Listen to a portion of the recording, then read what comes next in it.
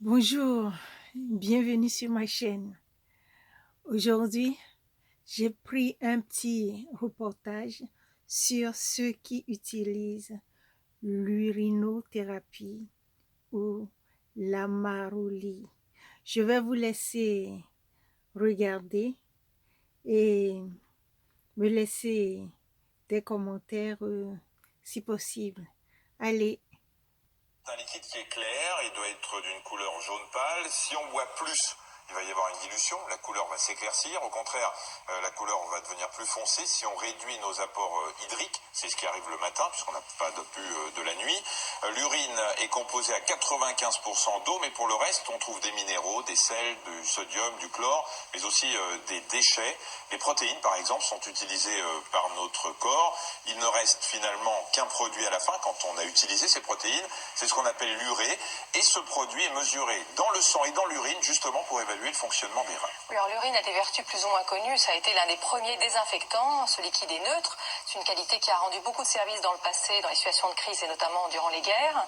Pour certaines personnes, l'urine, c'est aussi tout un mode de vie. Elle sert à purifier la peau, elle joue le rôle d'une boisson thérapeutique, on appelle cela l'amarolie. Voyez ce reportage signé Carole Pujol, Laetitia Tillet. Bruno, 41 ans, est un homme coquet.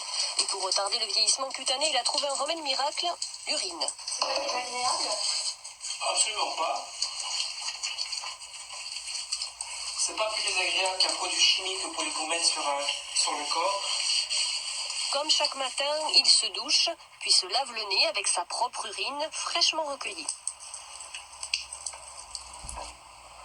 Et comme rien ne se perd, Bruno boit aussi cette urine, parfois coupée de jus de pomme.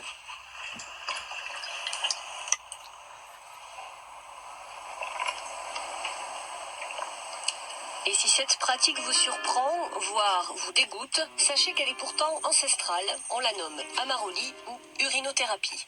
Michel, une amie de Bruno, fait partie des convaincus depuis 20 ans. Son urine, elle y a pris goût. C'est vrai qu'au départ, quand on le pratique au tout début, on peut sentir une haute teneur en ammoniac. Et c'est vrai que l'ammoniac dérange. L'ammoniac, je connais quand même très peu de gens qui apprécient l'odeur d'ammoniac.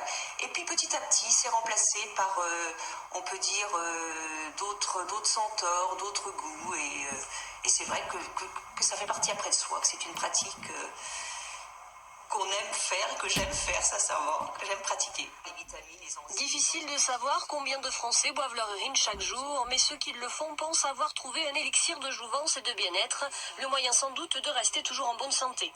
Quand les gens viennent à moi et qu'ils en parlent, qu'ils en peuvent plus, parce qu'ils sont en train de se gratter du matin au soir, ou qu'ils ont du prurit, etc., je dis, bah écoute, puisque la médecine traditionnelle n'en vient pas à bout, t'as un remède naturel, c'est le pipi.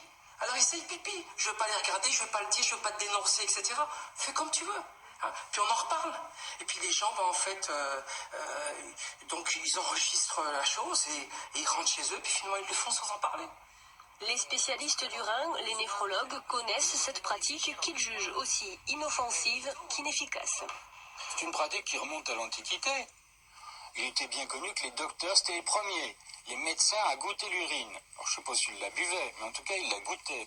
On sait que c'est pas toxique. Il est vrai que l'urine est stérile, en dehors du fait qu'elle passe quand même dans des filières qui, quelquefois, en aval de l'urètre, ne sont plus très propres. Et puis, il y a aussi le problème du recueil. Le flacon n'est pas toujours très propre. Au final, les pros et les anti-pipi s'accordent sur un point. Si ça ne fait pas de bien, ça ne peut pas faire de mal. Si vous êtes tenté, sachez qu'il y a quelques trucs à connaître pour boire une urine de qualité et au goût potable. Évitez l'alcool, les asperges, les viandes, mais aussi tous les laitages, les œufs et les poissons gras. En ayant éliminé les viandes, surtout les viandes rouges, là du coup j'ai mon corps qui sent beaucoup mieux. En ce qui me concerne, j'ai un accroissement au niveau de la vitalité. Je récupère plus facilement. J'ai 51 ans. Et il est vrai que la vie semble être simplifiée à quelque part. On a moins de stress aussi. Revigorante et protectrice pour ses adeptes, inefficace et donc inutile pour les médecins, la marolie impose surtout une hygiène de vie très stricte. Et c'est peut-être ça, son secret. C'est toujours un petit peu étonnant. Juste hygiène de vie très stricte, c'est vrai que de ne pas consommer du tout de laitage pour qu'il n'y ait pas de goût à l'urine, c'est pas forcément remarquable. Hein. Ça, on doit manquer un peu de calcium. J'en ai trouvé une dernière, je sais plus qui a dit, je bois Pas trop. c'est Colette, hein. Non, je bois trop. La dernière fois que j'ai fait une analyse d'urine, il y avait une olive dedans. C'est quand même... Alors là, vous me trouverez l'auteur de cette citation. Eh bien, je vous remercie d'avoir suivi ce petit reportage.